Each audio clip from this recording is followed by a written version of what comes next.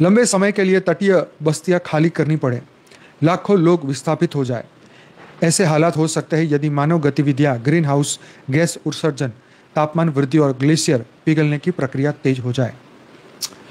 तो क्या यह निश्चित है? तो बोलते हैं नहीं, अभी यह निश्चित नहीं है पूरी दुनिया में अंतिम जल प्रलय होगा जैसा कल कह दिया जाए, लेकिन वैज्ञानिक चेतावनियां बहुत गंभीर है।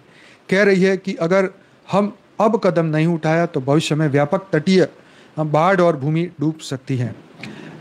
तो आप सोच के देखिए कि अगर एक साल में 3.5 किलोमीटर तक घुस जाता है पानी, और अगर यही तेजी से अगर अगले साल भी बढ़ेगा तो खंभात जो शहर है तो वो अभी के हिसाब से सिर्फ 5 किलोमीटर अंदर है समुद्र से, तो शायद वहाँ तक भी पहुँच सकता है।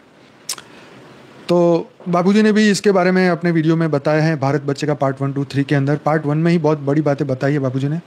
यस, तत्वों का असंतुलन इज इक्वल टू व्हाट? मानव चेतना का असंतुलन। 5 तत्व पृथ्वी, जल, अग्नि, वायु, आकाश केवल भौतिक नहीं है, ये चेतन ऊर्जा है।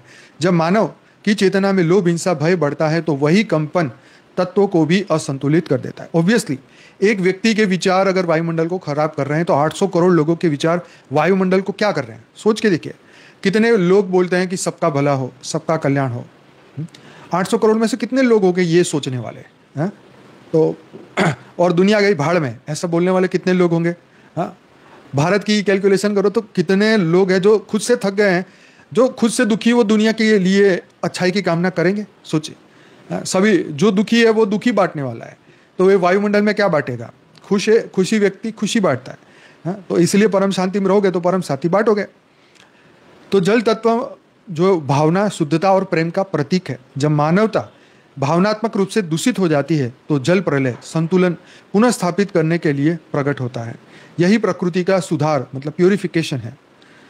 तो संतुलन हमें पुनः स्थापित करना होगा। ये संतुलन मानवों के अंदर भावनाएं, ये हमें भावनाओं को फिर से प्योरीफाइड करना होगा।